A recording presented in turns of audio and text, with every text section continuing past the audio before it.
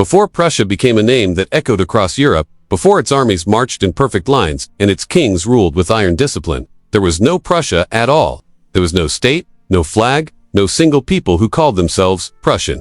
There was only land. Cold, quiet, and overlooked by most of the world.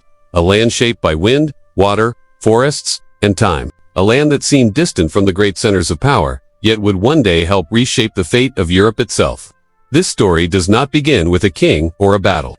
It begins with geography. It begins with soil and rivers, coastlines and forests. Because long before Prussia became powerful, the land it rose from was already important. Not because of what had been built on it, but because of where it was. Along the southern edge of the Baltic Sea lies a vast stretch of lowland terrain. To modern eyes, it may appear flat and uneventful. But for ancient peoples, this region was anything but insignificant. The Baltic Sea connected northern Europe to the wider world. It linked Scandinavia to the heart of the continent. It served as a highway for traders, explorers, and later, armies. Whoever lived along its shores stood at the meeting point of cultures, economies, and ambitions. The land south of the Baltic was shaped by glaciers thousands of years earlier. As the ice retreated, it left behind fertile plains, rolling hills, dense forests, and countless rivers. These rivers did more than provide water. They formed natural routes of movement. The Vistula, the Oder, and the Niemen carried people and goods from deep inland to the sea. Long before roads existed, these rivers connected distant worlds, yet this land was not easy to control. Thick forests covered much of the region, limiting visibility and slowing travel. Marshlands made large-scale settlement difficult. Winters were long and unforgiving. Summers were short. Survival demanded resilience. Communities had to adapt or disappear. Over time, this environment shaped the character of the people who lived there. The earliest known inhabitants of this region were the Baltic tribes. These were not Germans, and they were not Slavs. They belonged to an older branch of European peoples whose languages and customs stretched back thousands of years. Among them were the Old Prussians, a group whose name would eventually be borrowed by an entirely different people. The Old Prussians lived in small, scattered communities. They did not build cities in the Roman sense. They built villages and hill forts, often hidden deep within forests or near rivers. Their society was organized around clans and local leaders. Power was personal, not centralized. Loyalty was to family and tribe, not to a distant ruler. Religion played a central role in their lives. The Baltic tribes followed pagan belief systems rooted in nature. Sacred groves, stones, and waterways held spiritual meaning. The natural world was alive with unseen forces. Gods were tied to forests, storms, fertility, and death. These beliefs shaped how the people understood life, war, and the land itself. For centuries, the Baltic tribes lived relatively undisturbed. They traded amber, one of the most valuable resources of the ancient world. Amber from the Baltic coast was prized as far away as the Mediterranean. It passed through many hands, moving south along trade routes that predated written history. In return, the Baltic peoples received metal goods, weapons, and luxury items. But the Baltic world did not exist in isolation. From the east and south came Slavic peoples.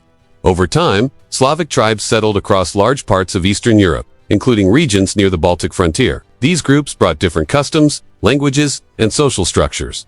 Some practiced agriculture more intensively. Others built fortified settlements that hinted at early political organization.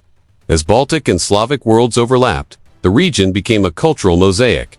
Trade flourished between tribes. So did conflict. Borders were not fixed. They shifted constantly, shaped by alliances, marriages, and warfare. Identity was local and fluid. People did not think in terms of nations. They thought in terms of survival. This mixture of cultures turned the Baltic frontier into a zone of constant interaction. Ideas traveled along with goods. Techniques of farming, warfare, and craftsmanship spread from one group to another. Over time, the land absorbed influences from every direction. What made this region especially important was not just who lived there, but who wanted it. To the west, Germanic lands were becoming more organized.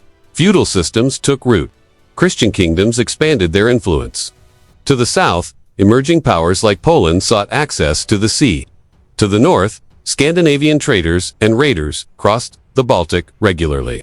The Baltic frontier sat between these growing forces. It was not rich in gold or silver, but it was rich in opportunity. Control of the land meant control of trade routes. Control of ports meant influence over commerce across northern Europe. Control of rivers meant access deep into the continent. As Europe entered the Middle Ages, trade intensified. Merchants traveled farther than ever before. Goods flowed between regions that had once been isolated. Timber, grain, amba, furs, and salt moved along established routes. Each shipment carried more than material value. It carried information, ambition, and interest. Settlements grew where rivers met the sea, or where overland paths crossed. Fishermen, traders, craftsmen, and farmers gathered in these places. At first, they were little more than wooden huts and simple docks. Smoke rose from hearth fires. Boats came and went with the tides. Life was hard, but steady. Small trading towns began to appear. They were modest at first, little more than markets with wooden buildings and docks. But they marked a turning point. Permanent settlements meant stability. Stability attracted protection. Protection required power. Walls were raised. Fortifications were strengthened. Leaders gained authority not just through tradition, but through their ability to defend. Slowly, the idea of organized rule began to take shape, even if it was still fragile and local. Yet despite its growing importance, the land south of the Baltic remained politically fragmented. There was no single authority capable of defending the region as a whole. Each tribe or settlement stood largely on its own. This independence preserved local traditions, but it also created vulnerability. As neighboring powers grew stronger, the contrast became clear. Organized states looked eastward and saw land without a unified defense. A land rich in resources and strategically placed, yet lacking the political structures to protect itself. Religion added another layer to this pressure. By the High Middle Ages, Christianity had spread across much of Europe. Pagan regions were increasingly viewed not just as different, but as unfinished. Conversion became a mission. Expansion could be justified as salvation. Conquest could be framed as duty. The Baltic tribes, with their ancient beliefs and decentralized societies, stood directly in the path of this expanding Christian world. At the same time, internal changes were already reshaping the region. Trade created wealth differences within communities. Some leaders gained more influence than others. Rivalries intensified. Conflicts grew sharper as land and resources became more valuable. The old balance of tribal life grew harder to maintain. Slowly, almost invisibly, the conditions that would give rise to Prussia were taking shape. The land itself encouraged certain traits. Survival required discipline. Farming in harsh climates demanded planning and patience. Defending scattered settlements required cooperation and organization. Over generations, these pressures shaped how communities responded to danger and opportunity. But it is important to understand this clearly. The people who lived here were not destined to create Prussia. There was nothing inevitable about what would come next. History could have taken many paths. Different choices, different leaders, different moments could have changed everything. What mattered was that this land sat at a crossroads at exactly the moment when Europe was becoming more aggressive, more organized, and more connected. The Baltic frontier was about to be pulled into a much larger story. Foreign powers would arrive with new ideas of governance, warfare, and religion. Ancient cultures would be transformed, sometimes erased. New identities would be imposed. And over time, adopted land before Prussia was ancient, diverse, and independent. But it could not remain untouched forever. Because when powerful outsiders looked at this region, they did not see forests and tribes. They saw strategic depth. They saw access to the sea. They saw control of trade routes. They saw a place where a new kind of state could be built. Prussia had not yet been born, but the stage was set. And once history began to move, it would move fast. After centuries of tribal life, scattered settlements, and untamed forests, the Baltic land that would become Prussia was about to face a force unlike any it had known. The quiet, self-sufficient world of the old Prussians and neighboring tribes was about to be swept into the currents of European ambition and religious zeal. The agents of this change were the Teutonic Knights, a military order born out of the Crusades, whose name would become synonymous with conquest, discipline, and the creation of something entirely new. The Teutonic Knights first arrived on the Baltic shores in the late 12th and early 13th centuries. Called by both ambition and piety, Europe was still deeply entangled in the spirit of the Crusades. Religious fervor had already driven armies to the Holy Land, and now, the same call extended to the pagan lands of the north. The Baltic tribes, guardians of ancient forests and sacred rivers, were considered heathens, their belief systems incompatible with Christian Europe. The knights arrived under the banner of salvation, claiming divine mandate to convert the people by persuasion, by pressure, or by force. The campaigns that followed were brutal and unrelenting. Pagan villages were burned, fortified settlements attacked, and entire communities were uprooted. The Teutonic Knights brought not only military expertise but also a vision for transforming the region. Their mission was both spiritual and political, to Christianize the land and to establish a permanent state under their control. The forests and rivers that had once protected the tribes now became the stage for organized warfare, castles, and strategic fortifications. In the process, the idea of Prussia began to take shape not as a cultural identity, but as a political entity. The Teutonic Order carved out territories, creating the Teutonic State, a centralized authority unlike anything the tribes had known. Its boundaries were contested constantly, leading to ongoing conflicts with Poland to the south and Lithuania to the east. Battles, alliances, and treaties shaped the early map of the region, embedding the notion of Prussia into European politics. Christianization was imposed, but it was only the beginning. The land, once a patchwork of independent tribes, was now being reorganized into something recognizably structured. Out of forests and rivers, conflicts and crusades, a new order was emerging. Prussia was no longer just a name on a map. It was becoming a political idea, a state born of conquest, ambition, and the determination of the Teutonic Knights. The arrival of the Teutonic Knights did not just bring armies. It brought a new way of thinking about power and organization. These were men trained in both warfare and governance, bound by a strict code, and devoted to a mission that blended faith with ambition. They did not merely fight, they built stone by stone, castle by castle. They established fortified centers that became administrative hubs, transforming the wilderness into a landscape of order and control. Each stronghold projected authority over surrounding lands, enforcing Christian law and imposing the hierarchy of the order. As the Crusades swept through the Baltic, the old Prussian tribes resisted fiercely. Skirmishes erupted in dense forests, ambushes along rivers, and sieges against hill forts. But the Teutonic Knights had advantages the tribes could not match. Disciplined armies, heavy armor, and a vision of unbroken territory under one rule. Gradually, the scattered tribes were subdued, their leaders either converted, exiled, or defeated.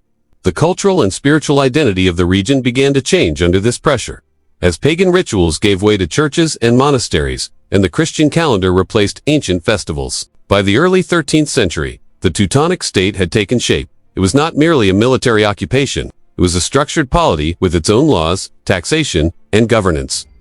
The land that had once been a frontier of independent tribes was now a territory with defined borders. Its administration centered in fortified towns and castles. Yet this new state was never secure. Poland to the south and Lithuania to the east remained powerful neighbors. Border conflicts were constant, and alliances shifted with the changing tides of politics and war. Every castle built, every town established, was both a foothold and a reminder of the precarious balance of power. Through conquest, organization, and relentless enforcement of Christian authority, the Teutonic Knights transformed the Baltic wilderness into something unrecognizable to the old Prussians. From these campaigns and settlements, Prussia began to exist, not only as land, but as an idea-political entity. A state born from conquest, faith, and the vision of men determined to impose order on a frontier world. Even as the Teutonic Knights consolidated their rule, the lands of the Baltic remained a patchwork of tension and resistance. Not all tribes surrendered as wholly. Small pockets of old Prussians and other Baltic peoples continued to fight, retreating into forests and marshes that the Knights' armies found difficult to conquer. These guerrilla-style conflicts persisted for decades.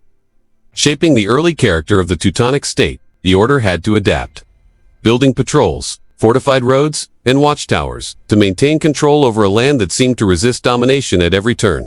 The conflicts with neighboring powers added another layer of complexity. Poland, seeing the rise of a disciplined and militarized neighbor to the north, frequently challenged the Teutonic expansion. Lithuania, still a pagan state at the time, was equally wary. The Knights were caught in a constant struggle to secure borders, negotiate alliances, and maintain a semblance of stability. Each skirmish, each siege, was more than a battle.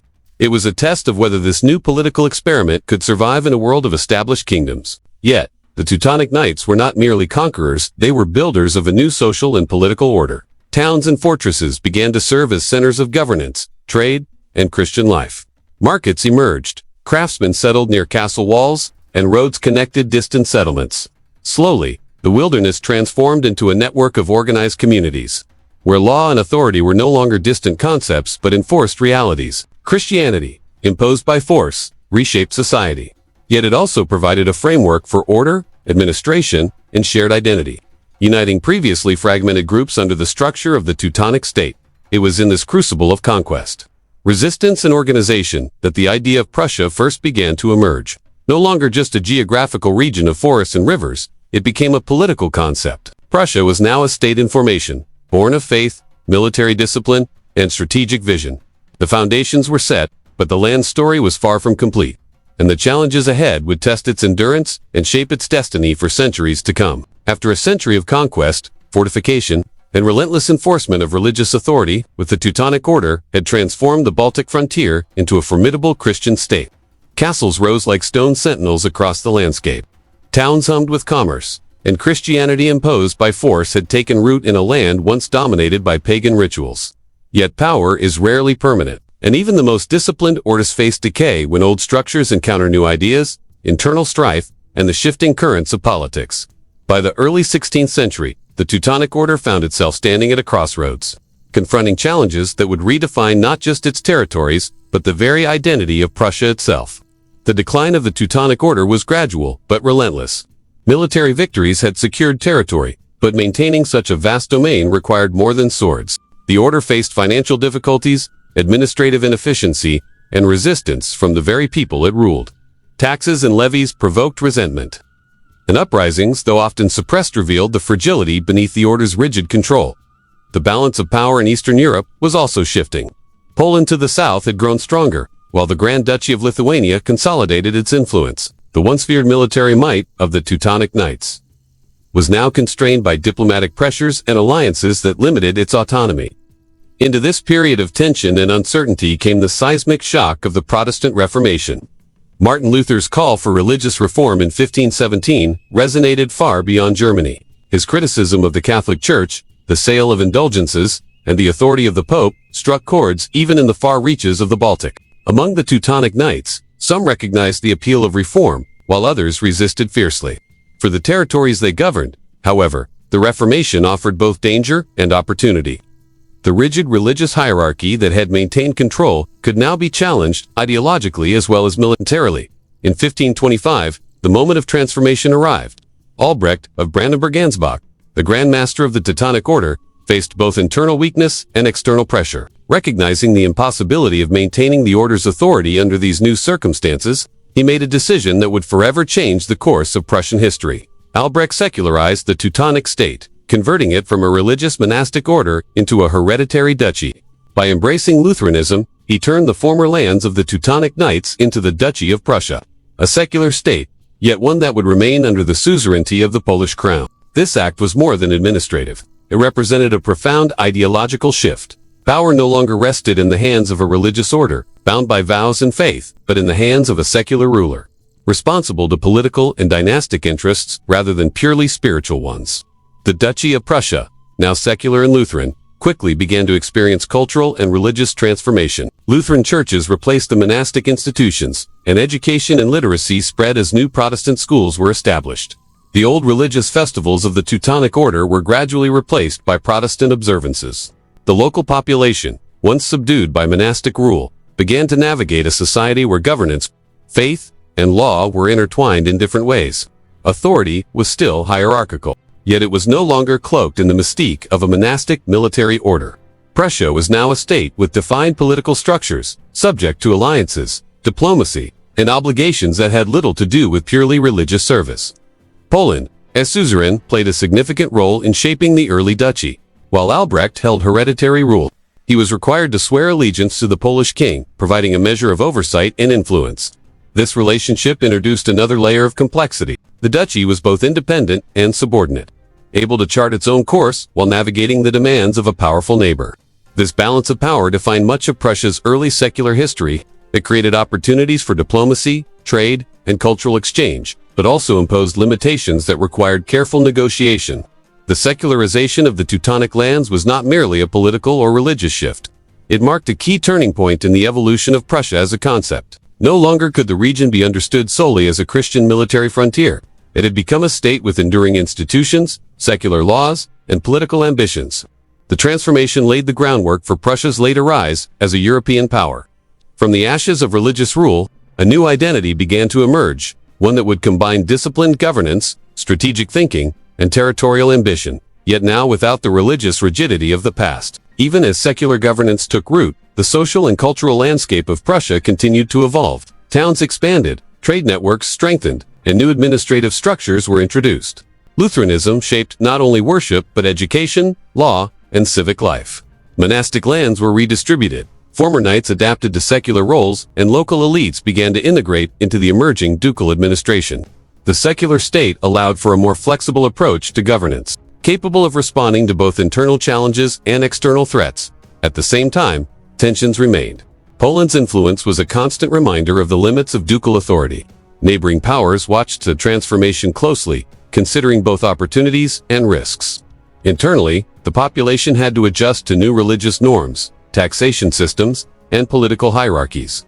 Yet these challenges also fostered resilience. The Duchy of Prussia was learning to function as a state, balancing the demands of loyalty, governance, and survival.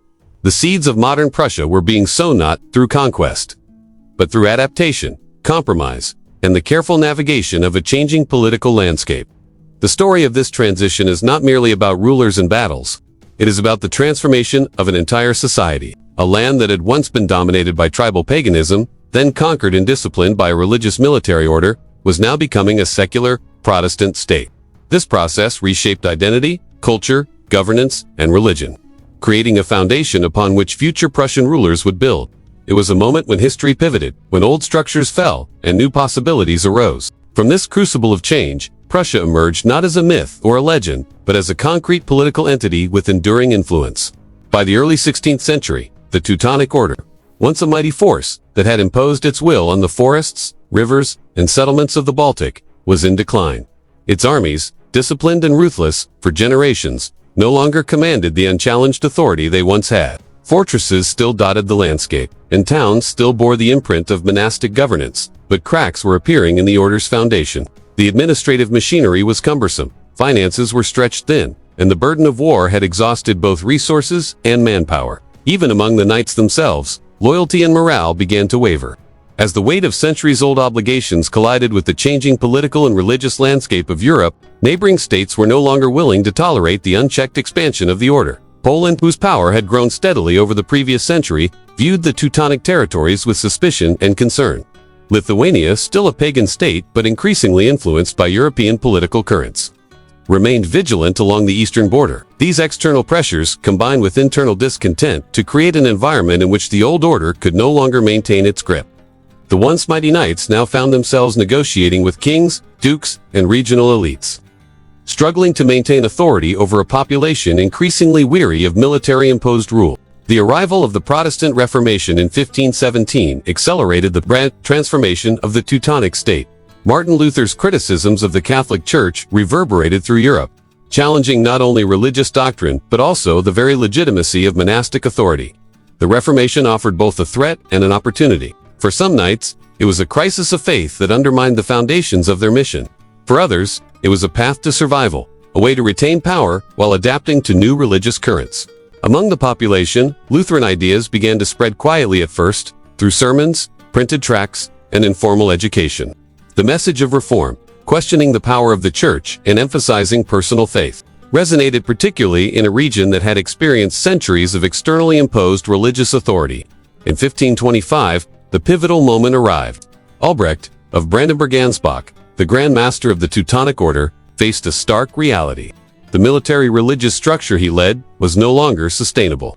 The order's lands were economically strained, politically vulnerable, and increasingly isolated. Albrecht's solution was unprecedented. He secularized the Teutonic state, transforming it into the Duchy of Prussia. By embracing Lutheranism, he converted the lands from a monastic state into a hereditary secular duchy. This act was more than administrative. It represented a fundamental ideological shift. The power of the Teutonic Knights was now transferred to a single secular ruler, who would hold authority through governance, diplomacy, and dynastic legitimacy rather than through religious vows and monastic hierarchy. The creation of the Duchy of Prussia under Polish suzerainty added another layer of complexity. Although Albrecht became the hereditary duke, he had to swear allegiance to the King of Poland. Acknowledging the duchy's subordinate status, this arrangement created a delicate balance. Prussia was independent in internal governance, but limited in its foreign policy and military decisions. Poland's influence was a constant reminder of the geopolitical realities of the region, ensuring that Prussia's secular ambitions were tempered by the interests of a more powerful neighbor. Yet even under this constraint, the duchy had room to experiment with governance, religious reform, and economic development, setting the stage for its eventual rise as a European power. The transformation of Prussia from a religious state to a secular duchy also brought profound cultural and religious changes. Lutheranism became the guiding principle of both faith and administration. Monasteries and convents were repurposed or dissolved, their lands redistributed to the duke and local elites. Churches, schools, and civic institutions were reorganized according to Protestant principles, emphasizing literacy, education, and civic responsibility. The population, once subdued under the strict discipline of the Teutonic Order, now experienced a different form of governance, one that combined centralized authority with the emerging ideals of the Reformation. Socially, the secularization encouraged the integration of local elites into the ducal administration. Former knights and officials adapted to new roles as governors, judges, and administrators. Towns and trade centers expanded as economic activity became less constrained by monastic oversight and more influenced by secular priorities. Lutheranism also reshaped community life. Religious practice became more personal, education more widespread, and civic participation more structured. The cultural landscape of Prussia began to reflect a synthesis of its pagan past, the discipline of the Teutonic Order, and the progressive ideas of the Reformation. However, the transition was not without challenges. Poland's suzerainty imposed limits, creating tensions between loyalty to the crown and the duke's own authority. Formerly loyal subjects of the Teutonic Order had to adjust to new legal and religious norms. Conflicts occasionally flared as communities resisted the imposition of Lutheranism or challenged taxation and governance reforms. Yet these challenges ultimately strengthened the duchy as leaders developed systems of law, administration, and governance that could respond to crises and maintain social cohesion. Through these processes, Prussia's identity evolved. No longer a purely religious military frontier, it had become a political entity with secular governance, dynastic rule, and a foundation in Protestant culture. The duchy represented a new approach to power in the region, blending the administrative experience of the Teutonic Knights with the flexibility of secular rule. This turning point was crucial. It established Prussia as a state capable of navigating the complexities of European politics, balancing internal cohesion with external diplomacy, and fostering cultural and economic development. The significance of this transformation cannot be overstated. The secularization of Prussia marked the first step toward its emergence as a European power. It demonstrated the ability of a state to adapt to ideological, religious, and political changes. It also set the stage for future rulers to consolidate power, expand territories, and create the disciplined administrative and military structures for which Prussia would later become famous. From the ashes of monastic rule, a new Prussia emerged, not merely a territory on a map, but a state defined by governance, culture, and strategic vision. After the creation of the Duchy of Prussia, the region had transformed from a religious frontier into a secular state under the suzerainty of Poland. Yet, even as Albrecht of Brandenburg established governance and religious reforms, the seeds of future power were quietly being sown. Prussia's journey toward becoming a major European force would not be sudden. It required decades of political maneuvering, dynastic marriages, military innovation, and administrative consolidation. The next chapter in its history begins with a union that would change the trajectory of the Baltic frontier forever. The Union of Brandenburg and Prussia. Brandenburg, a German principality ruled by the Hohenzollern dynasty, was growing steadily in influence within the Holy Roman Empire. Its rulers were ambitious, disciplined, and deeply aware of the value of strategic alliances. In 1618, through a combination of inheritance and dynastic ties, Brandenburg and the Duchy of Prussia came under a single ruler. This personal union brought together two territories with very different histories and traditions.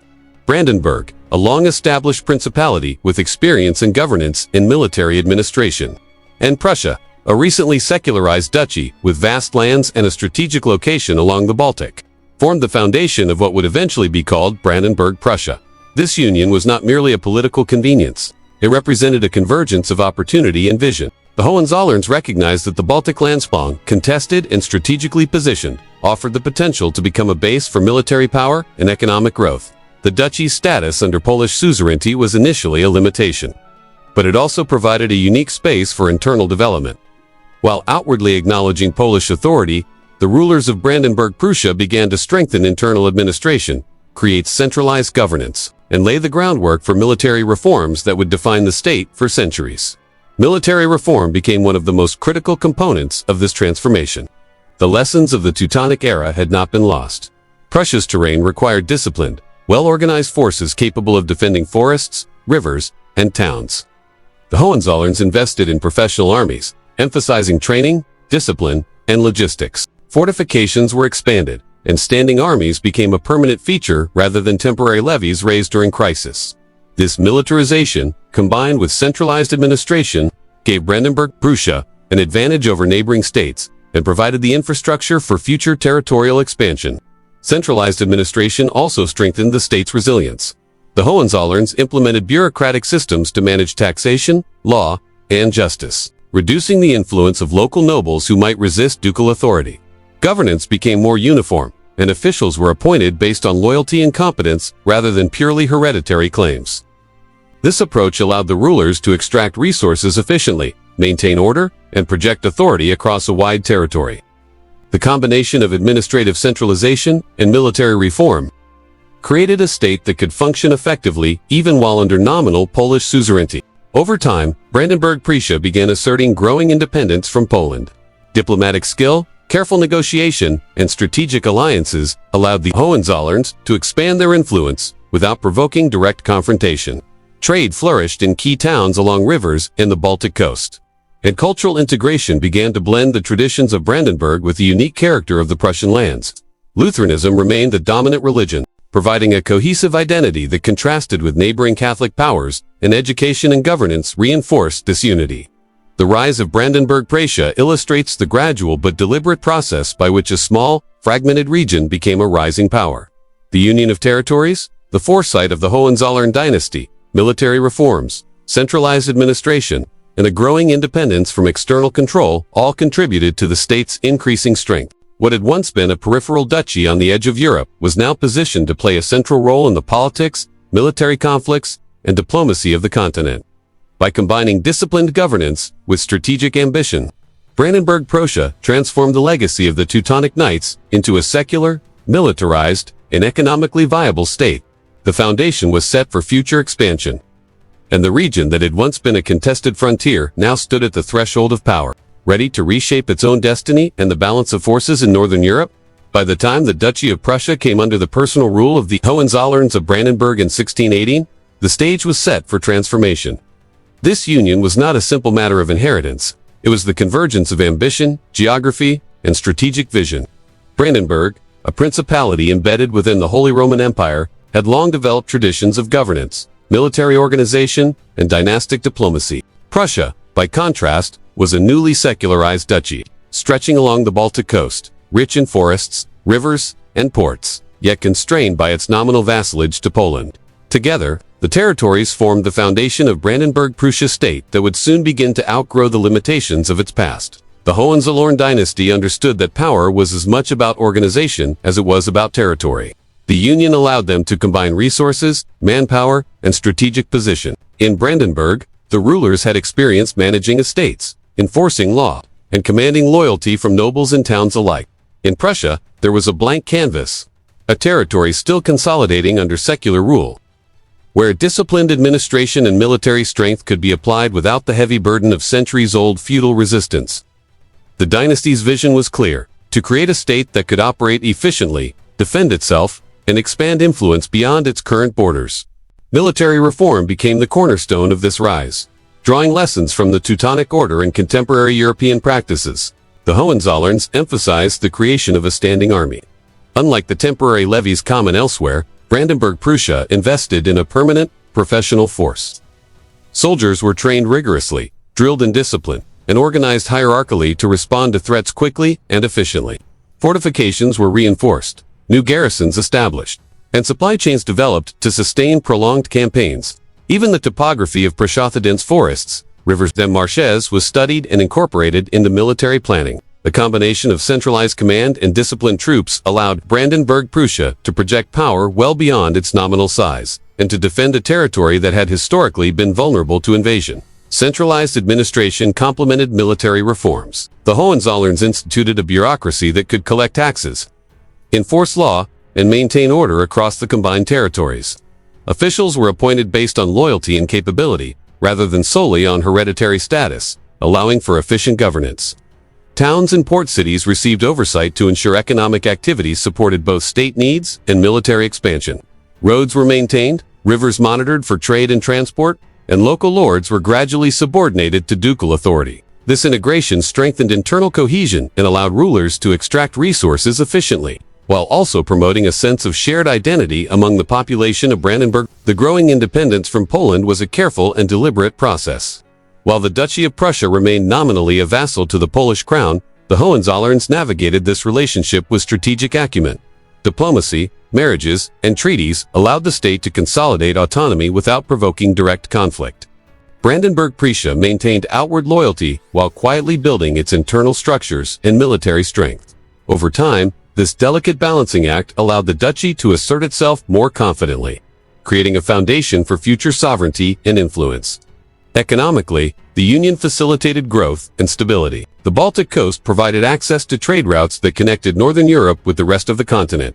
Timber, grain, and furs flowed to port cities, while imports of tools, luxury goods, and military equipment enhanced both civilian life and the state's capacity to sustain its army. Trade policies and regulations were gradually standardized, creating a more predictable environment for merchants and craftsmen. Towns grew, markets thrived, and the economic base for sustained political and military power was established. Culturally, Brandenburg-Prussia was also evolving. Lutheranism, the dominant faith of both Brandenburg and Prussia, provided a cohesive ideological foundation. Churches, schools, and civic institutions reinforced a shared identity that bound communities across the state.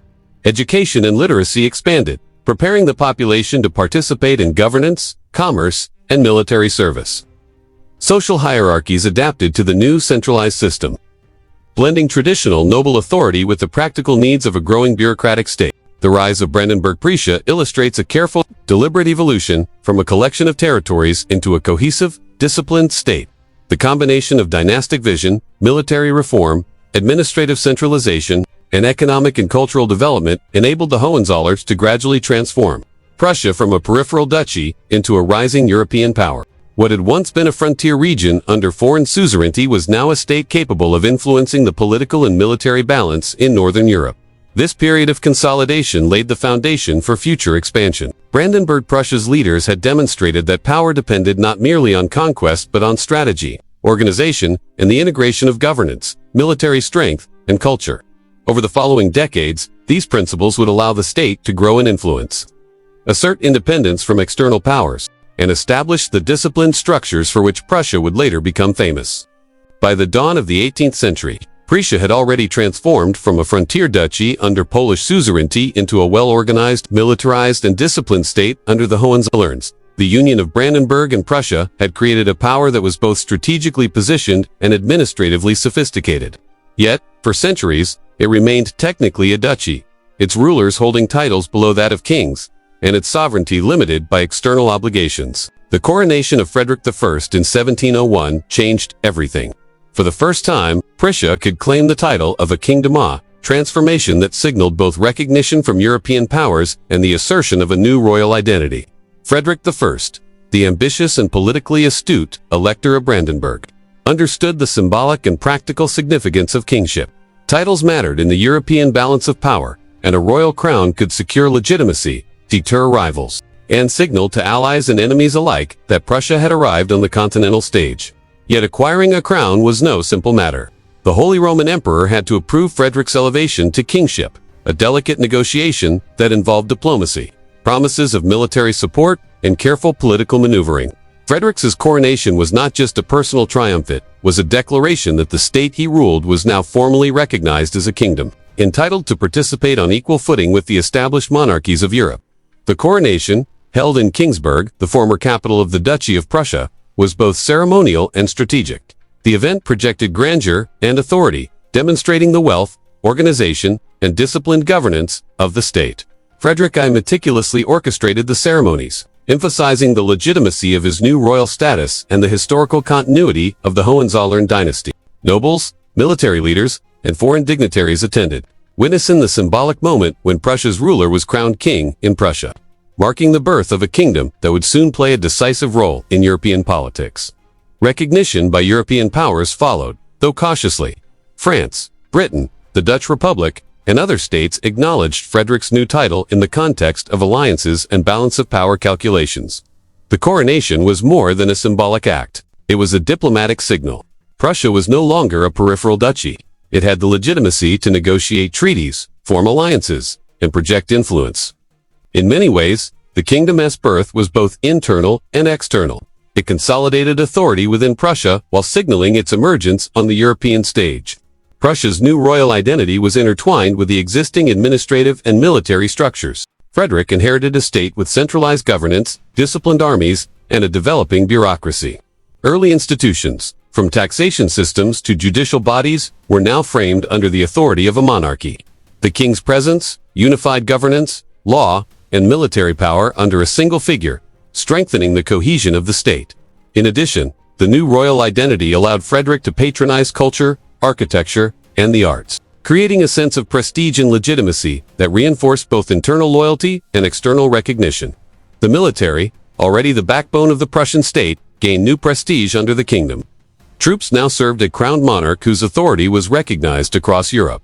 Fortifications, training programs, and disciplined structures that had been refined under the Hohenzollerns were now emblematic of a kingdom rather than a duchy. The army became not only a defensive tool, but also a symbol of state power and a key instrument of diplomacy.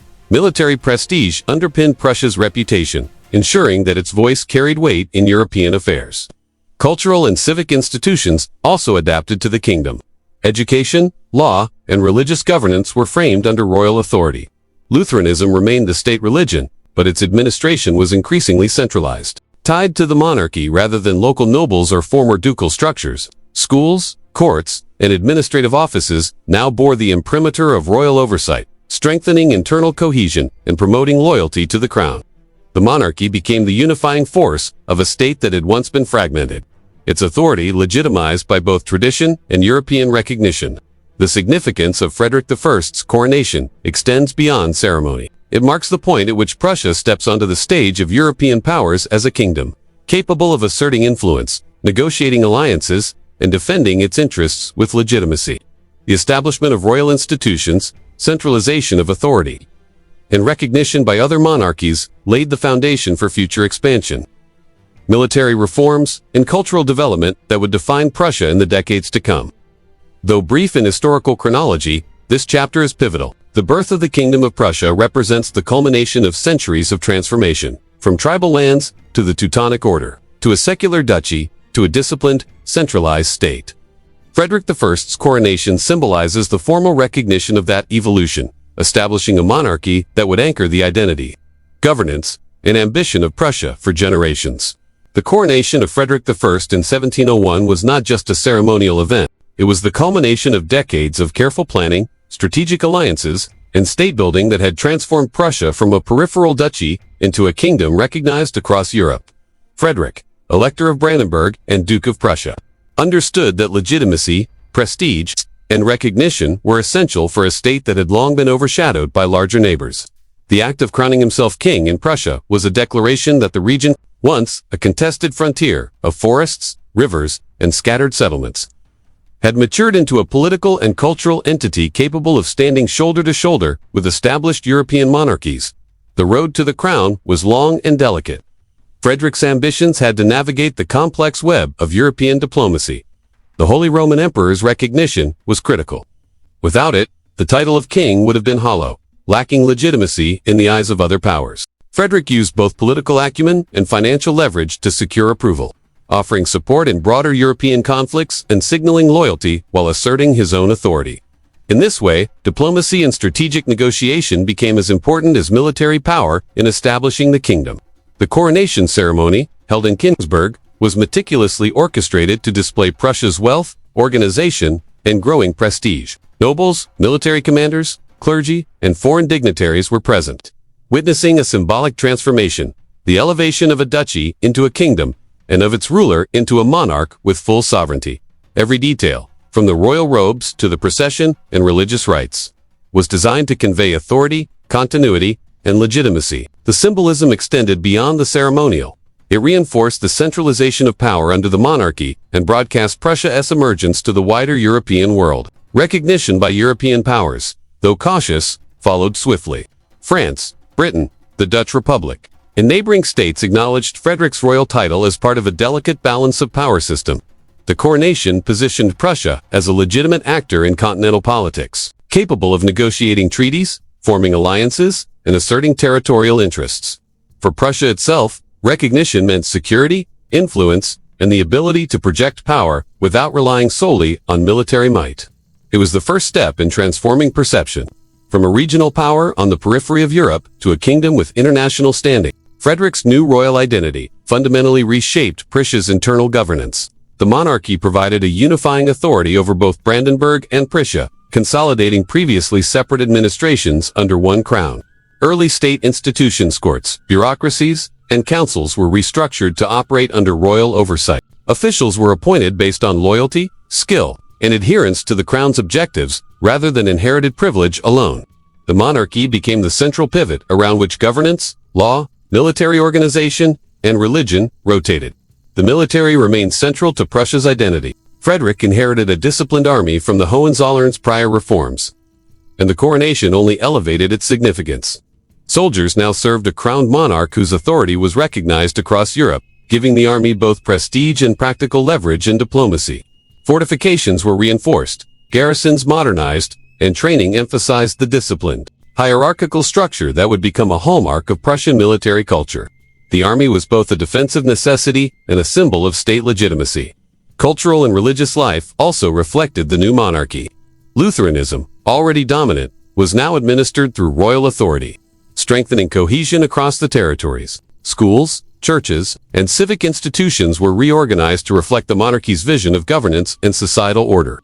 Frederick I's reign emphasized not just military and administrative reform, but also patronage of the arts, architecture, and scholarship, signaling a kingdom that was both disciplined and culturally ambitious. Nobles were drawn into royal service through appointments and honors, creating loyalty while consolidating the monarchy's reach. Economically, the coronation reinforced centralization and efficiency.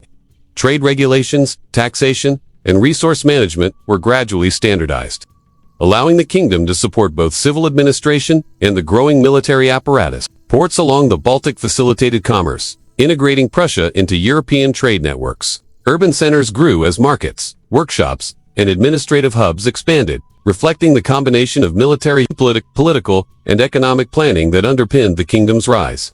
The significance of Frederick I's coronation extends far beyond the event itself. It represents a turning point where centuries of transformation through tribal lands, Teutonic rule, secularization, and dynastic consolidation culminated in a kingdom recognized by peers and neighbors alike. It established the monarchy as a unifying authority for Brandenburg-Prussia, centralized administration, and military discipline, while laying the foundation for cultural and economic growth. This chapter, though brief in historical chronology, is pivotal. The Kingdom of Prussia had officially arrived.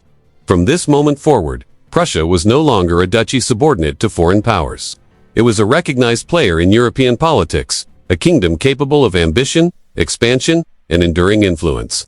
Frederick I's reign established the institutions' identity and prestige that would enable his successors to transform Prussia into one of Europe's most powerful states. The birth of the kingdom was both symbolic and practical, a declaration that the frontier lands of the Baltic had finally assumed their place among the crowned powers of the continent. The history of Prussia reaches a peak of drama, ambition, and brilliance with Frederick II, better known to history as Frederick the Great.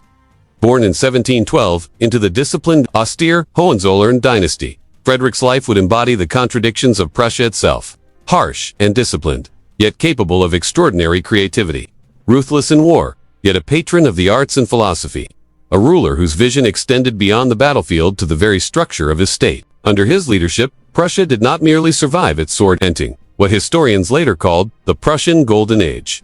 From an early age, Frederick displayed intelligence, curiosity, and a restless energy that clashed with the rigid expectations of his father. Frederick William I, the Soldier King, as his father was called, demanded obedience, military discipline, and frugality. But young Frederick preferred music, literature, philosophy, and the ideas of the Enlightenment. This tension shaped his character, forging a mind capable of combining strategic thinking with a sensitivity to culture, intellect, and governance. The harsh discipline instilled by his father would later translate into the legendary order and efficiency of the Prussian army, while his own passions would guide reforms in education, administration, and the arts.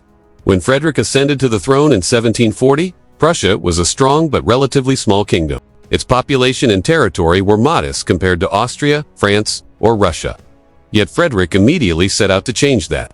His first act as king was to seize the opportunity presented by the death of Emperor Charles VI and the disputed succession of Maria Theresa. The rich and strategically valuable province of Silesia became his target.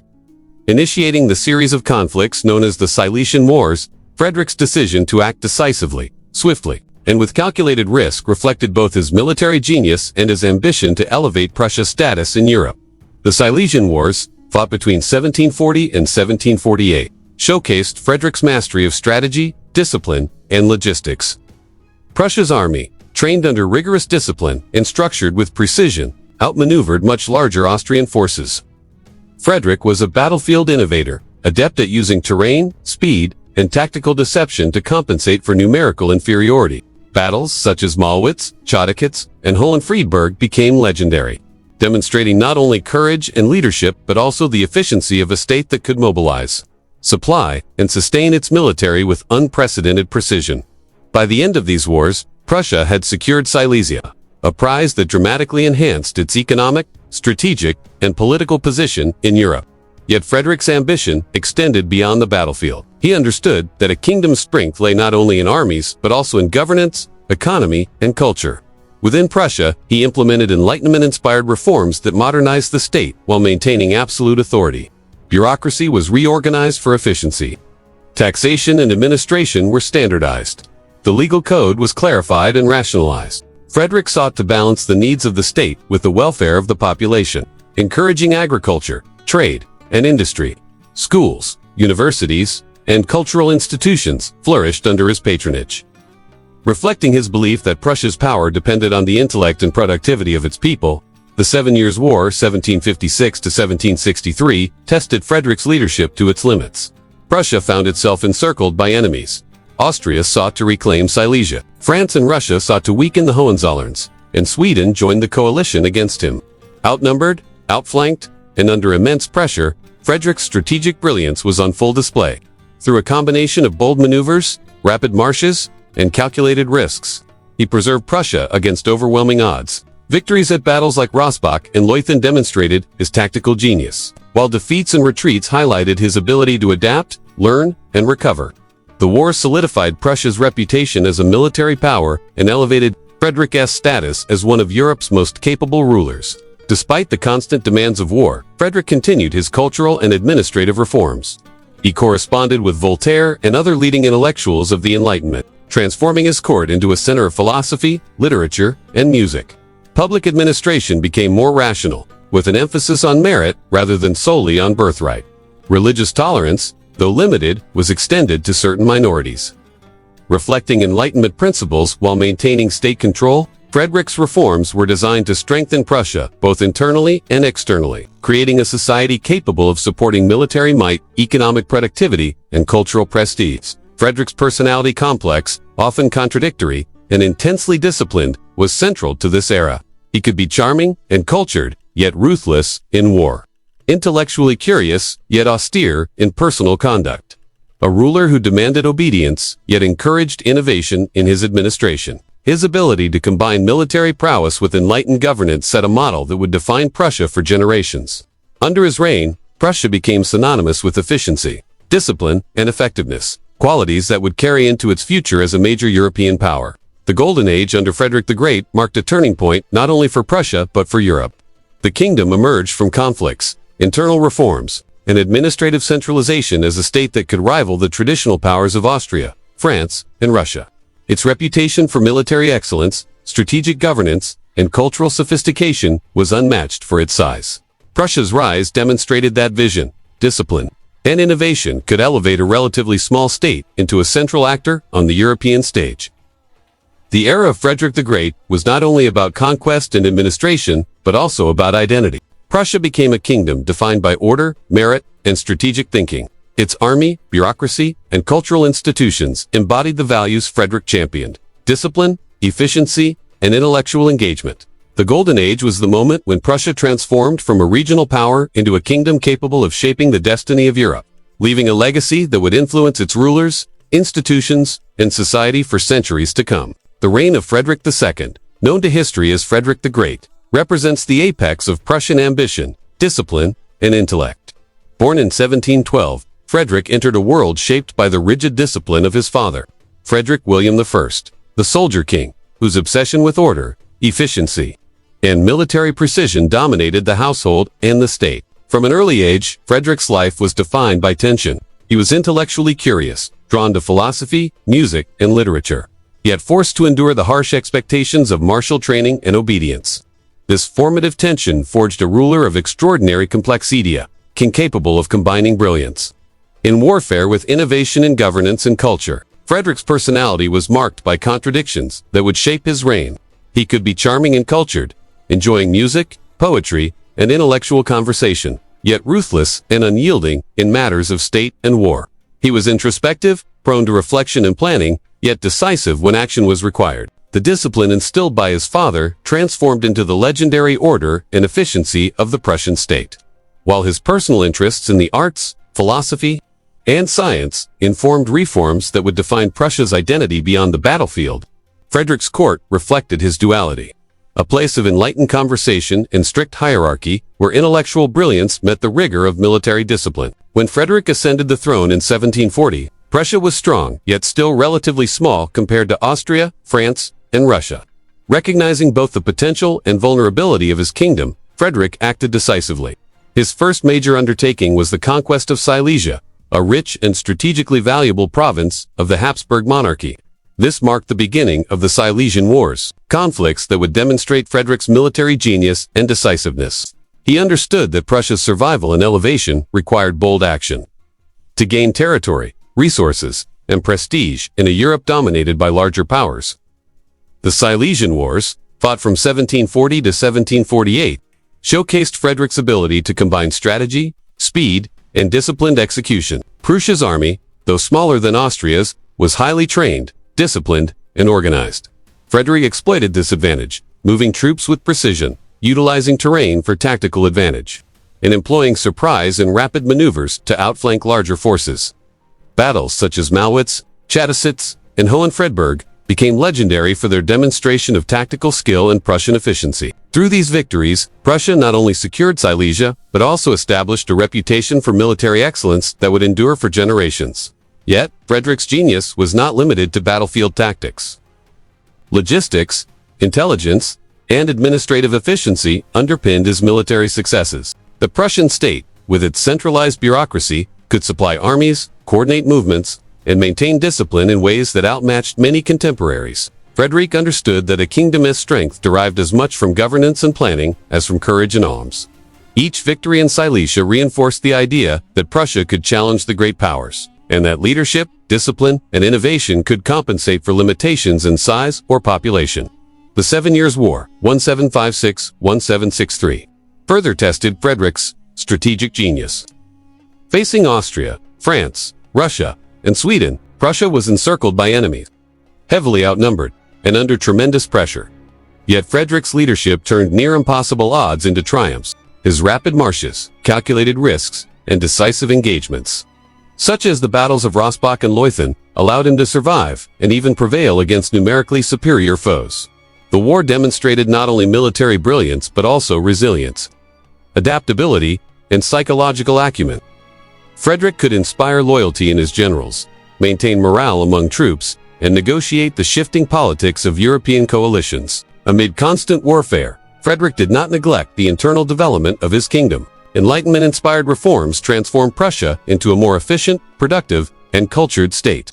He reorganized the bureaucracy to function on principles of merit and competence, rather than purely on birthright or privilege. Legal reforms clarified laws, rationalized courts, and reduced arbitrariness in governance. Economic measures encouraged agriculture, trade, and industry, ensuring that the kingdom could sustain itself even under the strain of prolonged conflict. Frederick's vision extended beyond military power. He sought a state capable of enduring and thriving through structure, innovation, and enlightened governance. Cultural and intellectual life flourished under Frederick's reign. He corresponded with Voltaire and other leading European thinkers, transforming Prussia into a center of Enlightenment thought. Music, literature, and philosophy thrived, and Frederick himself was an accomplished musician and writer. Schools and educational institutions were promoted to create an educated population capable of supporting a complex bureaucracy and participating in civic life. Religious tolerance, while limited, reinforced a sense of unity and stability. The kingdom was increasingly defined not just by its armies but by its ideas, institutions, and cultural achievements. The Golden Age of Prussia was thus a combination of military prowess, administrative innovation, cultural enrichment, and intellectual engagement. Frederick's personality, disciplined, visionary, demanding, yet intellectually curious, shaped every aspect of this transformation. He cultivated a state where efficiency, order, and loyalty intersected with culture, education, and strategic thinking. Prussia became synonymous with military excellence and effective governance, a kingdom capable of defending itself, expending influence, and participating fully in the complex politics of Europe. Frederick's reign illustrates the profound interplay between individual leadership and state development. His decisions on the battlefield, in the council chamber, and in patronage of the arts created a legacy that defined Prussia's identity for generations. Under Frederick the Great, Prussia achieved its golden age, a period when the kingdom's military strength, administrative efficiency, cultural sophistication, and enlightened governance converged to elevate a once modest state into a central actor on the European stage. The combination of vision, discipline, and innovation ensured that Prussia was not only respected but feared, admired, and emulated throughout the continent. In this period, Prussia's identity became clear. It was a kingdom defined by order, merit, strategic thinking, and resilience. Its institutions, armies, and culture reflected the priorities of a ruler who understood both the art of war and the value of enlightened governance. The Golden Age was a time when Prussia not only survived external pressures but thrived, setting a model for future rulers and establishing the foundations for a state that would dominate Northern and Central Europe in the centuries to follow. The early years of the 19th century were among the most perilous in Prussia's history. The kingdom that had been meticulously built through centuries of military discipline, administrative reform, and enlightened governance now faced an existential threat. Napoleon Bonaparte, the French general who had seized control of much of Europe, brought with him a new style of warfare and statecraft, rapid, decisive, and often overwhelming. Prussia, despite its storied army and proud traditions, found itself ill-prepared for the transformative and brutal conflicts that would soon engulf the continent. In 1806, the crisis came with full force. Frederick William III, the King of Prussia, faced Napoleon's army at the twin battles of Jena and Auerstedt. The Prussian military, once renowned for its discipline and strategic excellence, crumbled under the speed, innovation, and audacity of the French forces. Jena-Auerstedt was more than a defeat. It was a shock to the foundations of the Prussian state. Fortresses fell, cities were occupied, and morale plummeted. The old army, built on traditions and rigid hierarchies, proved inadequate against Napoleon's corps-based structure and highly trained, flexible forces. The collapse of the Prussian military revealed deeper systemic weaknesses. Its leadership was often outdated, tied to aristocratic privilege rather than merit. Logistics, once the kingdom's strength, failed under the new demands of rapid mobilization. Communication lines were slow, and the army's rigidity made it predictable and vulnerable. More than tactical failures, the defeat was a signal that Prussia's institutions, while functional in peacetime and against older foes, were insufficient in the face of modern, revolutionary warfare. The kingdom had been brought to the brink of extinction, humiliated and subjugated in a single campaign. Yet this near destruction sparked a transformation. The humiliation of 1806 became the catalyst for reform, igniting a comprehensive rethinking of military, administrative, and educational structures. Prussia faced a stark choice: remain weak and subjugated, or reinvent itself and rise again. Reformers, within the state, military leaders, bureaucrats, and even the king recognized that survival depended on innovation, discipline, and flexibility. Military reforms were central. Leaders such as Gerhard von Scharnhorst and August von Gneisenau began rebuilding the army from the ground up. They implemented merit-based promotion, ensuring that leadership came from competence rather than birthright. Training programs emphasized flexibility, speed, and coordination, taking lessons from Napoleon's successes. New corps structures allowed independent units to maneuver quickly.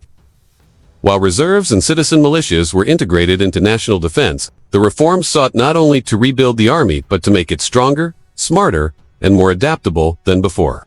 Administrative and governmental reforms ran parallel to military changes. The bureaucracy was modernized, streamlining taxation, law, and internal governance. Corruption and inefficiency were targeted, and meritocracy increasingly became the standard. Local governments were given more responsibility while remaining accountable to the central state, creating cohesion without sacrificing effectiveness. These reforms strengthened the kingdom's resilience, enabling it to support a modernized military and maintain stability despite external threats. Education became a cornerstone of reform. Prussia recognized that survival in the new era required an informed, disciplined, and capable population. Schools and universities were expanded and restructured to emphasize civic responsibility, critical thinking, and practical skills. Officers and administrators were educated systematically, blending military knowledge with intellectual training.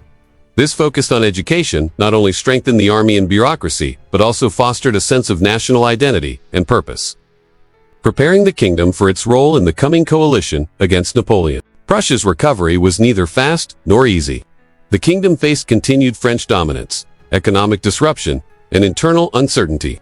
Yet the reforms gradually took hold, creating a more resilient and efficient state. By the time Napoleon's invasion of Russia in 1812 destabilized the French Empire, Prussia was ready to act. Initially constrained by treaties and occupation, Prussia began to mobilize new forces, coordinate with allies, and prepare for a renewed confrontation. In 1813, the tide turned. Prussia joined the Sixth Coalition, fighting alongside Russia, Austria, Britain, and other European powers. The reformed army, disciplined, flexible, and motivated, achieved key victories at battles such as Leipzig, demonstrating the effectiveness of the reforms implemented after 18. Prussia's contribution was decisive in the eventual defeat of Napoleon and the restoration of European order at the Congress of Vienna in 1815. The period from 1806 to 1815 illustrates both the fragility and resilience of Prussia. The kingdom had been brought to the brink of destruction, its proud military traditions shattered, and its institutions exposed as inadequate. Yet, through visionary reforms, disciplined implementation, and relentless commitment, Prussia not only survived but emerged stronger, more cohesive, and more capable than before. Military innovation, administrative centralization, and educational modernization transformed a humiliated state into a key actor in European politics. This era also marked the emergence of a new Prussian identity. The collective experience of near defeat and reform fostered national consciousness, a sense of shared struggle, and recognition of the importance of efficiency, discipline, and merit.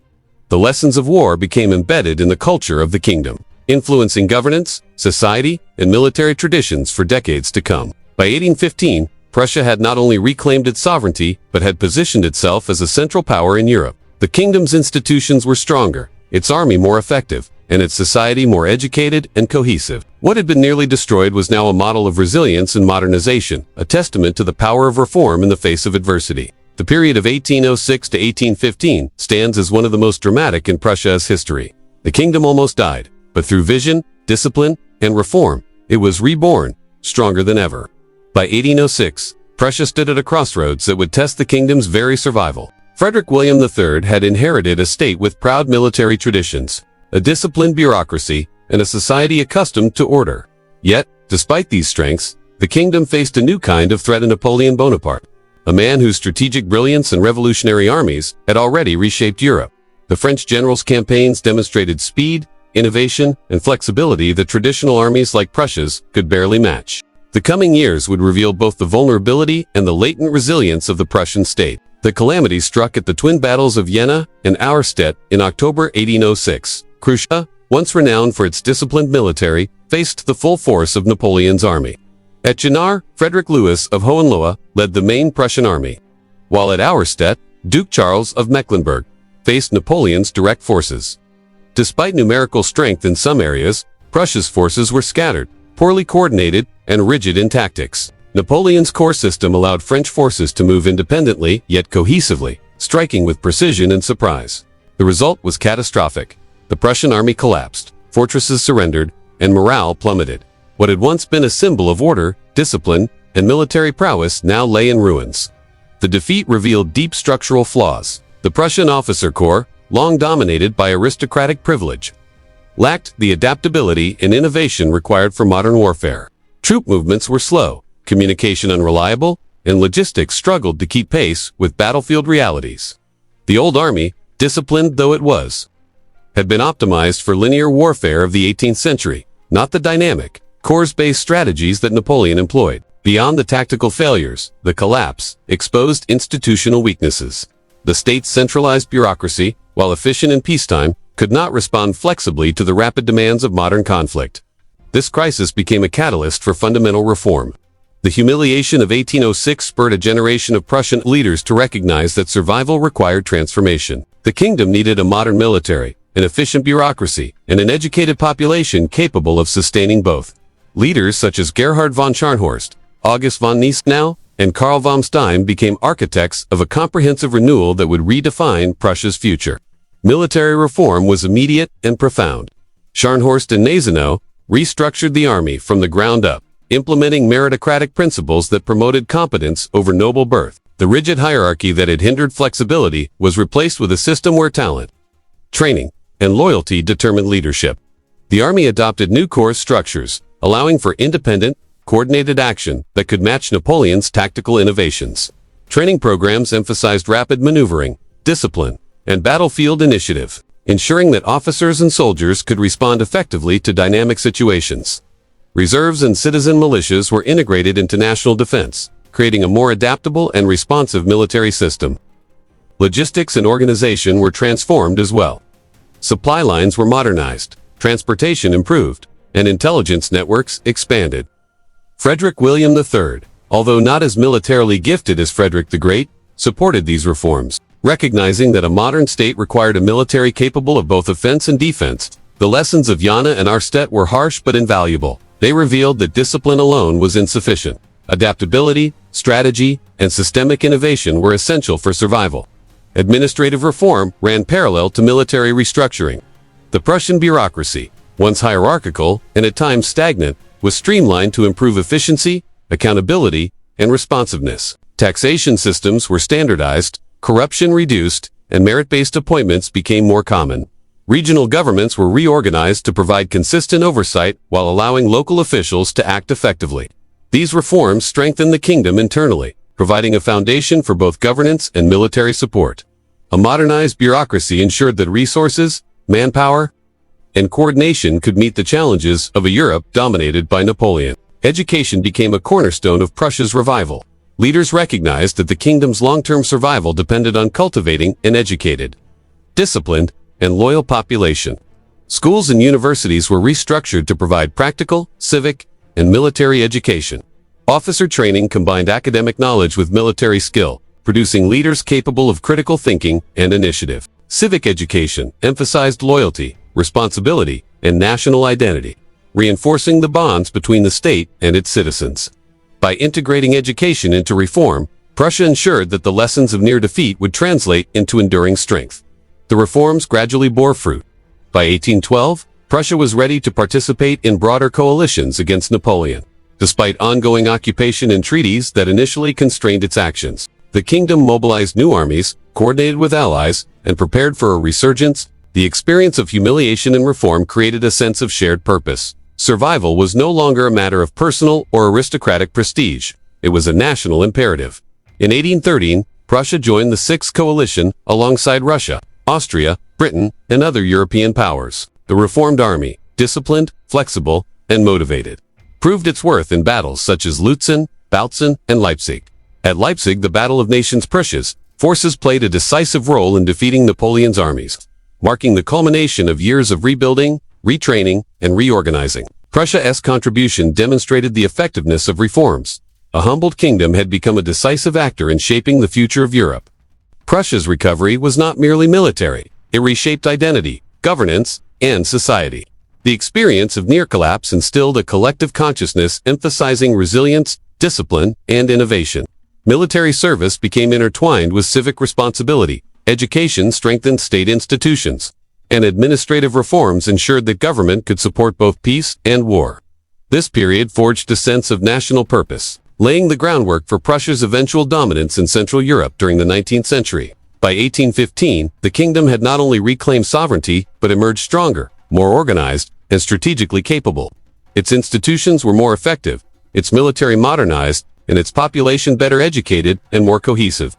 The humiliation of Jena Arstedt had transformed into a story of rebirth. Prussia almost died but rebuilt itself, demonstrating that disciplined reform and visionary leadership could turn near defeat into lasting strength. The period from 1806 to 1815 stands as one of the most dramatic in Prussia's history. It illustrates the kingdom's vulnerability, the transformative power of reform.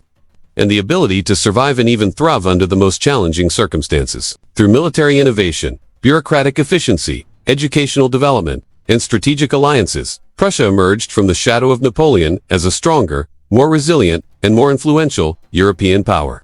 The story of this era is a testament to the resilience of the Prussian state, a kingdom that faced annihilation yet harnessed the lessons of defeat to rebuild itself. Stronger, smarter, and better prepared to shape the destiny of Europe for the century to come. It is a story of survival through courage, intellect, and reform, showing how adversity can become the crucible for enduring greatness. By the mid-19th century, Prussia had emerged from the crucible of Napoleonic defeat, stronger, more disciplined, and strategically capable. Its army, bureaucracy, and institutions had been reformed, its society increasingly literate and organized. Yet the question of Prussia's place in Europe remained unresolved. The fragmented German-speaking lands were dominated by Austria, with smaller states jockeying for autonomy, alliances, and influence. Prussia, rising in power and ambition, began to see an opportunity to unify these lands under its leadership, transforming centuries of fragmented territories into a cohesive nation-state. Industrial growth played a crucial role in enabling Prussia's ambitions. Railroads expanded rapidly, connecting previously isolated regions and facilitating troop movements as well as trade. Coal mines, ironworks, and textile factories fueled economic expansion, creating wealth and modernizing the state's infrastructure. Urban centers swelled as people migrated from rural areas, providing labor for industry and forming the social base for a new, increasingly politically aware population. Modern communication systems, including telegraphs, allowed for coordination of both commerce and military operations with unprecedented speed. This economic transformation provided Prussia not only the material resources to pursue political ambitions, but also the social and organizational capacity necessary to consolidate power in the German lands. Into this context entered Otto von Bismarck, a figure whose vision and political skill would define the era.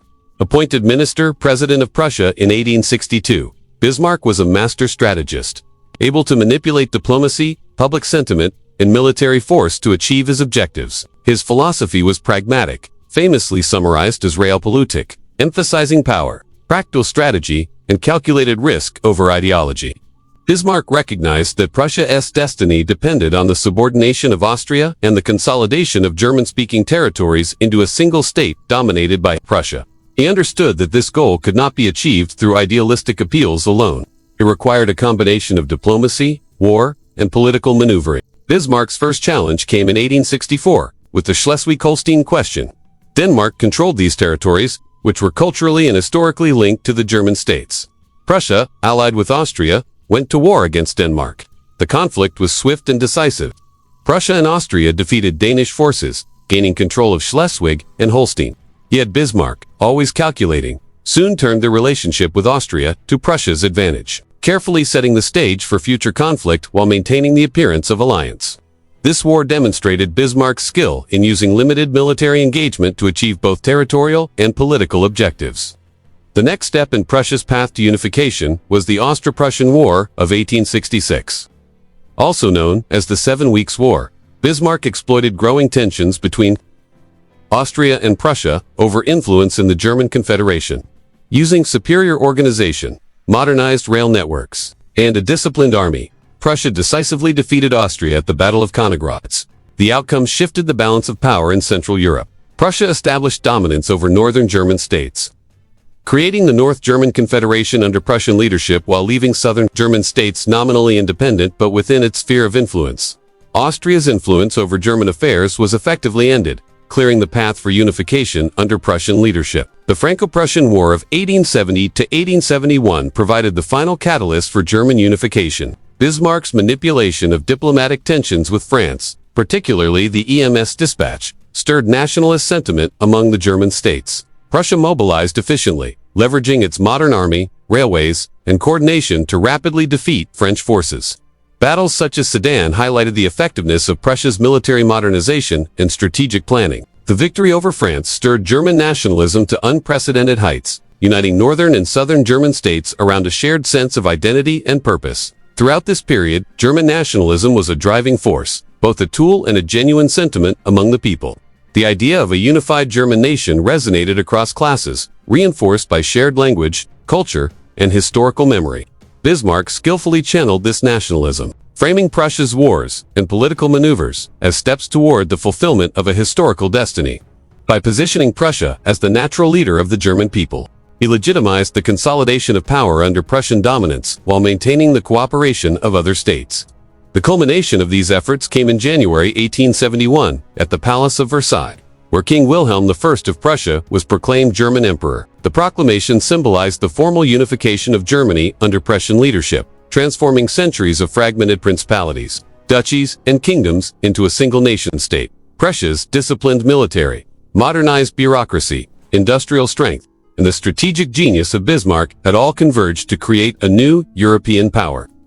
The German Empire would dominate continental politics for decades, its origins rooted firmly in the Prussian model of efficiency, discipline, and ambition. Culturally and politically, the unification of Germany under Prussia marked a turning point. Prussia's legal, educational, and administrative systems became templates for the new empire. Its military traditions, discipline, organization, and professionalization shaped the Imperial German Army. Economically, the industrial growth that had enabled Prussia to project power continued to expand, integrating the empire into European and global markets. Socially, the unification process fostered a sense of shared German identity, connecting regions that had previously operated as separate and often competing political entities. Yet the path to unification was not solely military. Diplomacy, strategic alliances, and political maneuvering were equally vital. Bismarck's skill in balancing domestic and foreign pressures, manipulating rivalries, and leveraging national sentiment demonstrates that Prussia's success was as much about strategy and statecraft as it was about battlefield victories. The careful sequencing of conflicts first Denmark, then Austria, then France allowed Prussia to consolidate power incrementally, minimizing risk while maximizing political gain. The creation of the German Empire in 1871 was therefore the culmination of centuries of Prussian development, from a small duchy on the Baltic frontier to a kingdom forged under Frederick the Great. From near destruction under Napoleon to modernized resilience, Prussia had evolved into the engine of German unification. Its military efficiency, administrative competence, industrial capacity, and political vision combined to produce a state capable of shaping Europe's destiny. This chapter illustrates not only the emergence of a powerful German nation-state, but also the central role of Prussia in that transformation. The kingdom's reforms, strategic thinking, and leadership embodied most clearly in figures like Bismarck and Wilhelm, the first turned Prussia into the core of a new Germany. Industrialization provided the material foundation, while nationalism provided the ideological glue. Military victories secured the political outcome, and administrative innovations ensured that the empire would function effectively once established. In tracing the road to German unification, one sees the continuity of Prussia's historical trajectory: discipline, strategic foresight, adaptability, and ambition. Each stage from Napoleonic survival through 19th century industrial and military modernization to Bismarck's orchestration of wars built upon previous lessons, forging a state capable of not only surviving adversity but defining the course of an entire continent. The proclamation of the German Empire in 1871 was more than a political event. It was the realization of Prussia's centuries-long evolution. A kingdom once confined to the Baltic frontier had become the heart of a modern, unified nation. The legacy of Frederick the Great, the reforms of the Napoleonic era, and the vision of Bismarck converged to create a state whose impact would resonate across Europe and the world. Prussia had succeeded in transforming ambition, strategy, and resilience into the power to unite a people and shape history itself. By the mid-19th century, Prussia had transformed itself from a kingdom battered by the Napoleonic Wars into a resilient, disciplined, and increasingly industrialized state. Its society, army, and institutions had been rebuilt and modernized, and the kingdom now stood poised to assert a dominant role within the German-speaking world. Yet Europe remained a fragmented continent of competing powers and fragile alliances. The German lands, long divided into hundreds of principalities, duchies, and kingdoms, were dominated politically and culturally by Austria, whose influence extended over the German Confederation. Prussia, with its combination of military tradition, disciplined administration, and emerging industrial strength, began to envision a future in which it would not merely survive, but unify Germany under its leadership. Industrial growth played a critical role in this transformation. The mid-19th century saw a remarkable expansion of railroads across Prussia, connecting previously isolated towns and regions. Railways were not merely economic tools. They became strategic assets that allowed for rapid mobilization of troops and resources. Factories producing iron, steel, and textiles flourished, while coal mines provided the energy necessary to sustain modern industry. Urban centers swelled as workers migrated from rural areas to burgeoning cities, creating a labor force capable of supporting both economic growth and the industrial needs of a modern army. Telegraph networks, steamships, and improved roads integrated the kingdom's infrastructure, allowing the government to coordinate administration, trade, and military operations with unprecedented efficiency. The Industrial Revolution had given Prussia both the material resources and organizational capacity necessary to pursue its ambitions of leadership within the German world. Into this evolving context stepped Otto von Bismarck, a figure whose vision, cunning, and political skill would define the era. Appointed Minister, President of Prussia in 1862. Bismarck was a master of Realpolitik, a philosophy emphasizing pragmatic power, strategic calculation, and practical results over ideology or moral considerations.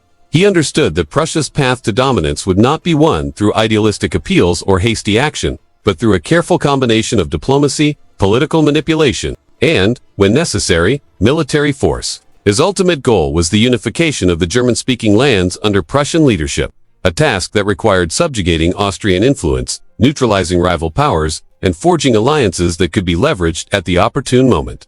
Bismarck's first test came in the conflict over Schleswig and Holstein, two duchies under Danish control with strong cultural and political ties to the German states. In 1864, Bismarck orchestrated an alliance with Austria to confront Denmark, a conflict that demonstrated Prussia's growing military capabilities and strategic acumen. The war was swift and decisive. Danish forces were defeated, and Prussia assumed control of Schleswig, while Austria took Holstein. Though the war was brief, Bismarck had already begun laying the groundwork for a future confrontation with Austria, carefully positioning Prussia as the emerging leader of the northern German states, without overtly antagonizing its temporary ally. This episode highlighted Bismarck's mastery of political timing, showing that limited wars could produce maximum strategic advantage if carefully orchestrated. The Austro-Prussian War of 1866, also known as the 7 Weeks' War, represented a decisive step in Prussia's path to unification. Tensions between Austria and Prussia over influence in the German Confederation had been simmering for years, and Bismarck seized the opportunity to assert Prussia's dominance, using the industrial and military advantages that Prussia had developed in the preceding decades. The kingdom mobilized an army equipped with modern rifles, rapid-fire artillery, and an effective corps system. Superior rail networks allowed for quick deployment and concentration of forces. The result was a series of rapid and decisive victories, culminating in the Battle of Königgrätz, where Prussia's military efficiency and disciplined execution overwhelmed Austrian forces. The outcome of this war fundamentally altered the political landscape of Germany. Austria's influence over the northern German states was effectively nullified, paving the way for Prussia to establish the North German Confederation under its leadership.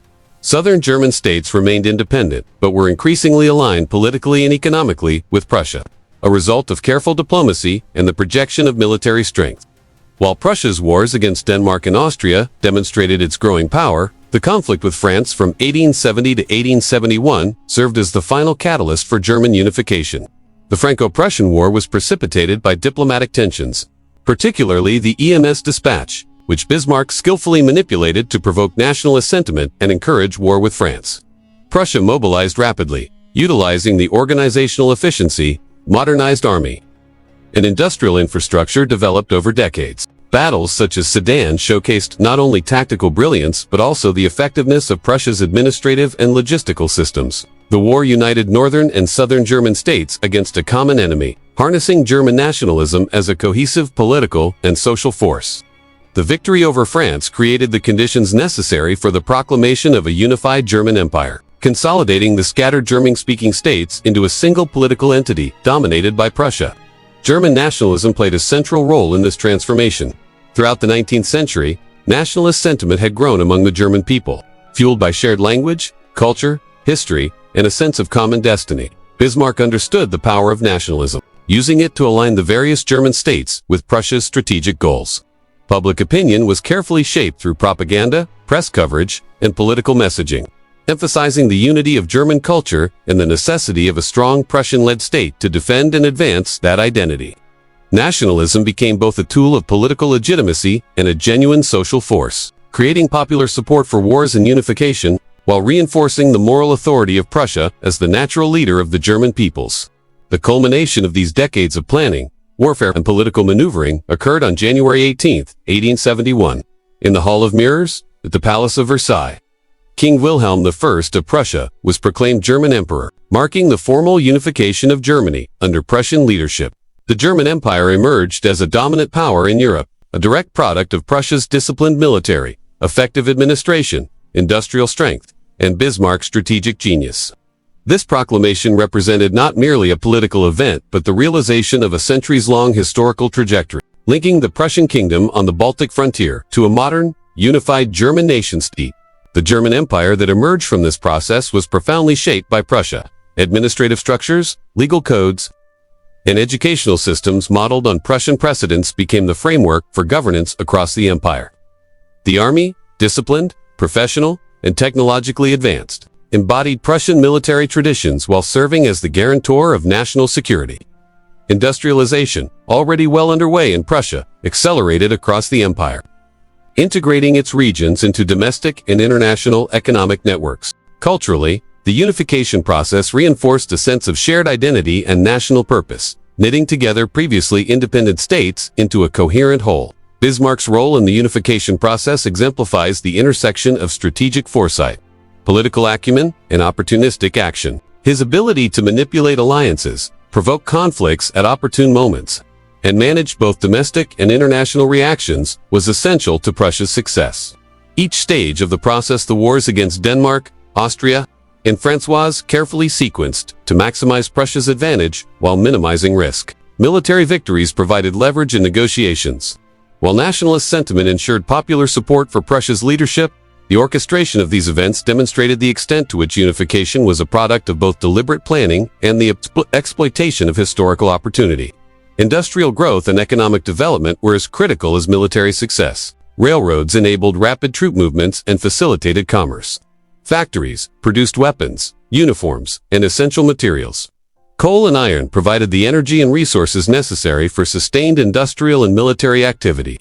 Urbanization created a social foundation for political cohesion, while improved communication networks allowed Prussia to coordinate complex administrative and military operations across multiple theaters of action. The combination of industrial power, political strategy, and military efficiency created the conditions for a durable and unified German state. Social and cultural changes accompanied these political and military developments. The spread of education, literacy, and civic institutions reinforced a sense of national identity and purpose. Civic engagement, patriotic education, and public ceremonies fostered cohesion, while the shared experience of war and national struggle created bonds between regions and social classes. The German Empire, while dominated politically by Prussia, who was also a society increasingly integrated through culture, infrastructure, and shared historical memory. The proclamation of the German Empire in 1871 marked the completion of a long historical arc. Prussia, once a small duchy along the Baltic, had transformed into the engine of a modern nation-state capable of projecting power, organizing complex institutions, and unifying a diverse population under a shared identity. The kingdom's centuries of military tradition, administrative discipline, industrial growth, and strategic foresight had culminated in a unified Germany, setting the stage for the nation's emergence. As a central actor in European politics and global affairs in the decades to follow, the story of Prussia's rise to German unification illustrates the convergence of multiple historical forces: disciplined military institutions, visionary political leadership, industrial and economic modernization, and the mobilization of nationalist sentiment. Each element reinforced the others, creating a cumulative momentum that could not be easily resisted. The German Empire, under Prussian leadership, was not the result of a single event, but the product of decades of planning, reform, and adaptation, demonstrating how a determined state could shape the destiny of a people and an entire continent. Prussia's journey from a disciplined, reforming kingdom to the core of a unified German nation underscores the continuity of its historical trajectory. Lessons learned from earlier crises such as Napoleonic defeat and internal reform informed strategies for political expansion and integration. Industrial capacity, military modernization, and administrative efficiency became tools not merely for survival, but for transformative statecraft. Through careful calculation, decisive action, and the harnessing of nationalism, Prussia realized the centuries-old ambition of creating a cohesive German nation under its leadership. permanently altering the map of Europe and laying the foundation for Germany's role in modern history. By 8, the proclamation of the German Empire had marked the culmination of centuries of Prussian ambition, reform, and military prowess. Yet, within this new empire, it was Prussia that held the real power. The kingdom's influence was far greater than its population alone might suggest. Through its military traditions, bureaucratic efficiency, and political dominance, Prussia became the driving force shaping not only the policies of the empire, but also its identity, culture, and approach to governance. The period from 1871 to 1918 would show both the strengths and the contradictions of Prussian dominance within Germany. Prussia's position within the German Empire was unparalleled. The King of Prussia automatically assumed the title of German Emperor, creating a personal union that placed the monarchy and state apparatus at the center of imperial power. The Prussian constitution, already noted for its detailed bureaucracy and powerful executive, served as a model for the empire. Federal structures existed in name, but in practice, Prussia dominated the Reichstag and the Bundesrat, shaping legislation, military policy, and economic priorities. Other German states, including Bavaria, Saxony, and Württemberg, retained nominal autonomy, but their influence was limited compared to the political weight carried by Prussia. Militarism became a defining feature of both Prussia and the empire. The army was not simply a defense force, but a central institution shaping social norms, political culture, and the character of the state. Military service instilled discipline, loyalty, and obedience, values that permeated Prussian society and, by extension, the wider German Empire. Officers were often drawn from the aristocracy, but merit increasingly played a role. Especially after reforms following the Napoleonic Wars, the Prussian general staff became a model of efficiency, planning, and strategic foresight, admired and feared across Europe. Militarism influenced education, public ceremonies, and the culture of governance, reinforcing a sense that the state, and especially Prussia, was the ultimate arbiter of order and authority. Bureaucracy further cemented Prussia's dominance. The state's administrative system was highly centralized, yet it efficiently managed vast territories with diverse populations.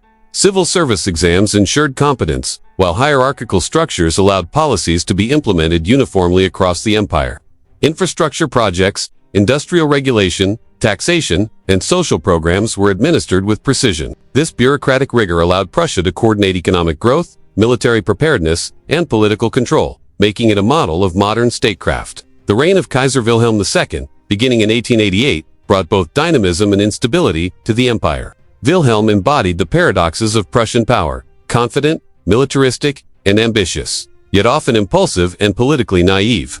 His vision of a place in the sun for Germany fueled rapid industrial expansion, naval buildup, and aggressive foreign policy. Wilhelm's belief in the moral and cultural superiority of Prussia influenced his governance, as he relied heavily on military advisors and aristocratic elites to guide imperial policy. However, his personal style also created tensions with the Reichstag civilian bureaucrats and even within the military, as decisions were sometimes driven by personality rather than careful strategy. Prussia's militarism and centralized power became particularly consequential in the lead-up to and during World War I. The army, deeply rooted in Prussian traditions, was highly efficient and professional, yet it reflected the hierarchical, top-down decision-making that sometimes limited flexibility in a rapidly changing conflict. Mobilization plans, logistics, and officer training were world-class, allowing Germany to initially achieve significant gains. However, the war also exposed structural weaknesses: rigid command structures, overconfidence in strategic assumptions, and political interference from Wilhelm II and his court sometimes hindered effective adaptation. The Prussian model of militarism, effective in peace and small-scale wars, faced its greatest test in the unprecedented industrial-scale conflict of World War I. The war placed immense strain on both the Prussian-dominated bureaucracy and the wider German society. Industrial production was redirected toward the war effort, while the population faced shortages, inflation, and social unrest. The centralized Prussian state apparatus ensured that the war effort could continue for years, but it also concentrated responsibility for failure. As casualties mounted and economic conditions worsened, public confidence in both the monarchy and the Prussian-led government eroded. Political movements advocating reform, democratization, and ultimately revolution gained strength. By 1918, the collapse of the monarchy was inevitable. The abdication of Kaiser Wilhelm II marked the end of Prussia's central role in the imperial government, as the German Empire itself transitioned into a republic. The old militaristic and bureaucratic structures that had allowed Prussia to dominate the empire now became associated with failure, rigidity, and resistance to democratic change. Yet the legacy of Prussian culture, discipline, order, administrative efficiency, and a sense of national purpose continued to shape the political and social development of Germany even after the monarchy's fall. Culturally, Prussia's dominance left a lasting imprint. Education, legal codes, military traditions, and administrative practices that had been established and refined over centuries became deeply embedded in German society. Civic education emphasized loyalty, duty, and service. The military and bureaucracy defined the norms of leadership and governance. Industrialization, which Prussia had championed, created the economic foundation for Germany's later role as a major European power. Even as the empire collapsed politically, these cultural and institutional legacies endured, influencing subsequent governments, military traditions, and societal values. The period from 1871 to 1918 illustrates both the strengths and vulnerabilities of Prussian dominance. On one hand, Prussia provided the organizational backbone, military leadership, and political vision that allowed Germany to emerge as a unified, industrialized, and powerful nation. On the other hand, the concentration of power, reliance on militarism, and hierarchical structures contributed to rigidity, resistance to reform, and eventual political instability. The very traits that had enabled Prussia to lead and unify Germany also contained the seeds of future challenges, particularly as the demands of modern industrial warfare and democratic governance outpaced the traditional Prussian model. Understanding Prussia's role within the German Empire is essential for explaining the broader trajectory of German history. Militarism, disciplined administration, and a culture of hierarchy were not merely characteristics of a single kingdom. They were foundational to the empire as a whole. The leadership of Wilhelm II, the efficiency of the Prussian bureaucracy, and the centrality of the army all demonstrate how Prussia's traditions shaped the policies, society, and ultimate fate of Germany. Leading up to and during World War I, the collapse of the monarchy in 1918 did not erase Prussia's influence. Instead, it highlighted both the achievements and limitations of a system built on discipline, centralization, and militaristic culture. The period from 1871 to 1980, with its dramatic mix of industrial growth, military expansion, political ambition, and catastrophic war, underscores the centrality of Prussia in shaping modern Germany. Prussia's legacy, its institutions, cultural norms, and statecraft continued to influence German society long after the abdication of Wilhelm II, leaving an indelible mark on the nation's history. This chapter demonstrates that Prussia's dominance within the German Empire was more than political. It was cultural, military, and administrative. Its successes and failures provide insight into how a single state could mold an entire nation, how traditions of discipline and order could both empower and constrain, and how the Prussian model of governance shaped Germany's trajectory well into the 20th century.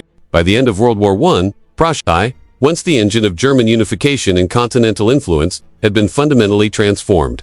The collapse of the German Empire in 1918 marked not only the abdication of Kaiser Wilhelm II, but also a profound shift in the political and social structure of the region that had been dominated by Prussia for centuries.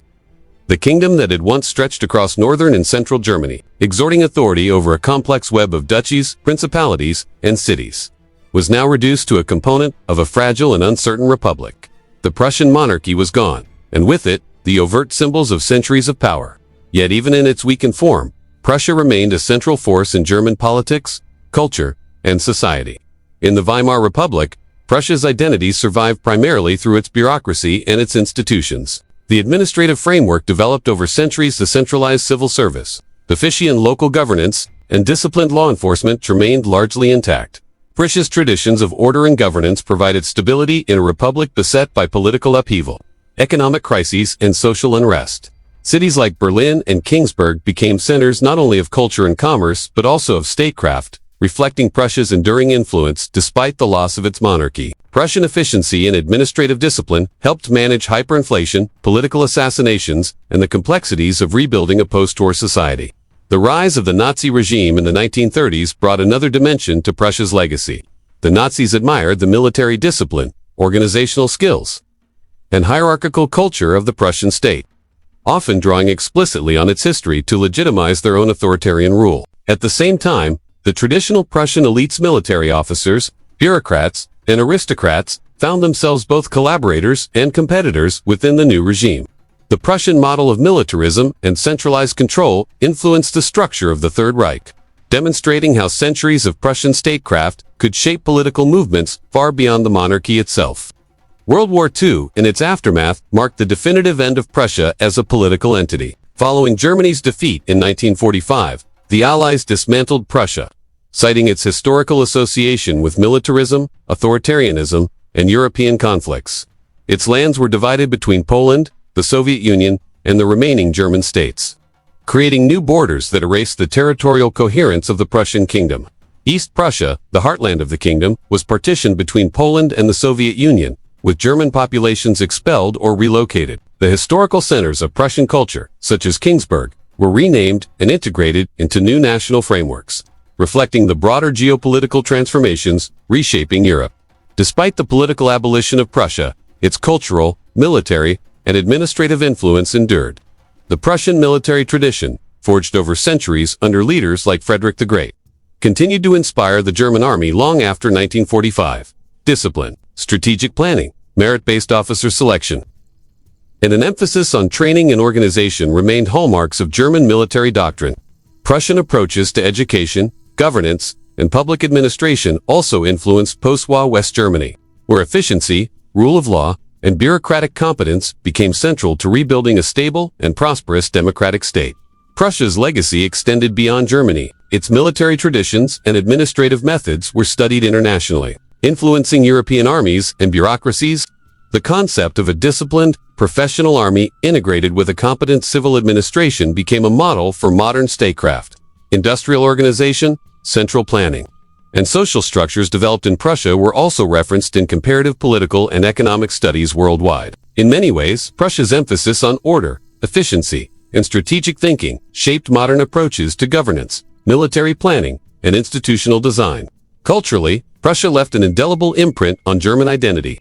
Its literature, educational reforms, architectural styles, and legal codes influenced broader European culture. Prussian values of duty, discipline, and service became ingrained in societal norms, shaping generations of German citizens. Even after the kingdom's political structures disappeared, its ethos survived in schools, military academies, civil service institutions, and public consciousness. The narrative of Prussia as a disciplined, orderly, and strategically minded society continued to shape ideas about governance, civic responsibility, and national purpose.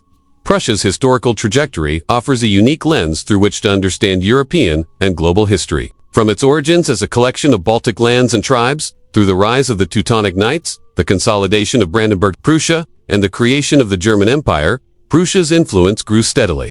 Its military innovations, bureaucratic organization, and cultural norms shaped not only the German state, but also European diplomacy, warfare, and governance. Even in its abolition, Prussia's legacy influenced the restructuring of post-war Europe, contributing to the foundations of modern Germany and the broader international order. The dissolution of Prussia after World War II represented both an end and a transformation. While the kingdom ceased to exist politically, its institutional, military, and cultural frameworks were absorbed, adapted, and reinterpreted in new contexts. West Germany, later unified Germany, drew on Prussian administrative and military principles in building a modern democratic state. Internationally, military academies and political theorists studied Prussian strategies, governance methods, and societal structures as models for effective statecraft. Prussia's influence thus outlived its borders, monarchy, and formal institutions, shaping European and world politics long after its official demise. At the heart of Prussia's enduring legacy is its emphasis on discipline and order. These traits were evident in military innovation, bureaucratic efficiency, educational reform, and cultural life. They enabled Prussia to survive defeats, reform its institutions, and project power effectively. They also shaped German society's expectations of leadership, governance, and civic duty. The interplay of strength and order, tradition, and reform, military efficiency, and administrative competence became hallmarks of Prussia's contribution to modern statecraft. Prussia's story is ultimately one of transformation and adaptation. From a small, strategically located Baltic region to a kingdom that unified Germany and shaped Europe, Prussia's evolution demonstrates how institutions, culture, and strategic vision can have long-lasting influence. Its military successes, bureaucratic rigor, and cultural norms shaped not only the destiny of Germany, but also provided lessons for governance, organization, and leadership worldwide. Even as political borders changed, as wars reshaped the map, and as the kingdom itself was abolished, the influence of Prussia endured in modern Germany, in European statecraft, and in the principles of military and administrative efficiency that continue to inform governments and institutions today. The end of Prussia, therefore, is not a story of disappearance, but of transformation. Its political structures may have been dissolved, its monarchy abolished, and its lands divided. But the legacy of Prussia, its discipline, governance, military culture, and strategic vision, remains deeply embedded in modern Germany and Europe. From the schools and armies to the bureaucracies and cultural norms, the echoes of Prussia continue to shape contemporary society, demonstrating that the influence of a state is not limited to its lifespan, but can endure through institutions, ideas, and traditions. In reflecting on the history and legacy of Prussia, one sees a complex interplay of ambition, reform, culture, and strategy. The kingdom's ability to adapt, survive, and shape the destiny of a nation and a continent offers enduring lessons about governance, leadership, and the exercise of power. Prussia's story reminds us that the impact of a state is measured, not only by its borders or rulers, but also by the systems, values, and traditions it leaves behind, a legacy that, in Prussia's case, has echoed across centuries and continues to resonate in the modern world. The story of Prussia after World War I is a story of adaptation, resilience, and profound transformation. The collapse of the German Empire in 1918 did not immediately erase Prussia as a political entity, but it dramatically altered its role within the new Weimar Republic. The abdication of Kaiser Wilhelm II marked the end of centuries of monarchical rule. Yet the kingdom's institutions, its bureaucracy, military traditions, and civil administration remained intact, serving as the backbone of a state struggling to redefine itself amidst political upheaval and social unrest. Prussia, even stripped of its monarchy, remained the largest and most influential state in Germany, its legacy shaping the republic's governance, society, and identity. In the immediate post-war period, Prussia faced challenges that were both internal and external. Economically, the kingdom suffered from the devastation of war, reparations imposed by the Treaty of Versailles, and hyperinflation that eroded the savings of its citizens. Politically, the rise of radical movements, both left-wing and right-wing, threatened the fragile democratic institutions. Strikes, uprisings, and political assassinations became commonplace, as discontented workers, soldiers, and former aristocrats struggled to find their place in a society that had rapidly shifted from monarchy to republic. Despite this turbulence, Prussia's administrative machinery continued to function. Its civil service, shaped over centuries of centralized governance, managed essential functions, maintained order, and provided a measure of continuity in an era of uncertainty. The military traditions of Prussia continued to influence German society even after the monarchy fell. The Prussian officer corps, disciplined and professional, retained a prominent role in both politics and public life. Former generals and officers became key advisors to the new Republican government, while military academies and training schools preserved the ethos of service, duty, and strategic thinking that had defined Prussian militarism for generations. The values of hierarchy, organization, and obedience continued to permeate society, shaping not only the military but also education, civil administration, and civic life. These traditions would later play a complex role during the rise of the Nazi regime, which both drew upon and transformed Prussian models of discipline and authority to legitimize its own power. Yet, the Prussia that had dominated Germany for centuries would not survive the transformations of the mid-20th century. World War II brought catastrophic destruction, reshaping Europe politically, economically, and geographically. The defeat of Nazi Germany in 1945 provided the Allied powers with both an opportunity and a rationale to dismantle Prussia as a political entity. Its historical association with militarism, authoritarianism, and aggressive expansion made it, in the eyes of the Allies, a symbol of the forces that had repeatedly plunged Europe into war. In a series of administrative decrees, Prussia was formally abolished, its territories divided among new or expanded states, both within Germany and in neighboring countries. The division of Prussian lands was profound. East Prussia, the historic heartland, was partitioned between Poland and the Soviet Union. Cities that had been centers of Prussian culture, such as Kinsberg, were renamed and integrated into new national frameworks. Western Prussia and other territories were absorbed into the newly reconstituted states of Germany or ceded to Poland. The population of these regions underwent massive upheavals. German residents were expelled or relocated, while Polish and Soviet settlers moved in. This process reshaped the demographic and cultural map of Central and Eastern Europe, erasing centuries of Prussian presence while simultaneously creating new political realities. Despite the abolition of the state, the Prussian legacy remained deeply embedded in Germany and beyond. Prussian military principles, discipline, strategic foresight, rigorous training, and professional leadership continued to inform the German armed forces. Even in post-war West Germany, the Bundeswehr was influenced by the Prussian model, emphasizing organization, accountability, and strategic planning while operating within a democratic framework. Prussia's administrative traditions, centralized yet efficient, meritocratic yet hierarchical, shaped civil service reforms and governance structures, providing lessons for modern statecraft in both Germany and other European nations. Prussian culture, too, left a lasting imprint. Education systems that emphasized discipline, civic responsibility, and moral duty were inherited by subsequent German states. Legal codes, bureaucratic practices, and civic institutions, refined over centuries in Prussia, continued to function as the backbone of modern administration. Industrial policies developed in Prussia, especially those related to infrastructure, railways, and resource management, influenced economic planning in both West Germany and post-war Europe. Even literature, architecture, and cultural norms carried the imprint of Prussian values, reinforcing ideas of order, diligence, and national purpose. The legacy of Prussia extended beyond Germany. Military historians, political theorists, and administrative scholars around the world studied Prussian innovations in warfare, governance, and organizational efficiency. Armies in other countries adopted Prussian drill methods, strategic doctrines, and staff structures. Bureaucracies in various nations drew inspiration from Prussian merit-based administration, centralized control, and disciplined execution. Prussia's emphasis on long-term planning, institutional resilience, and disciplined leadership provided models for modern statecraft, demonstrating how a relatively small kingdom could exert influence far beyond its borders.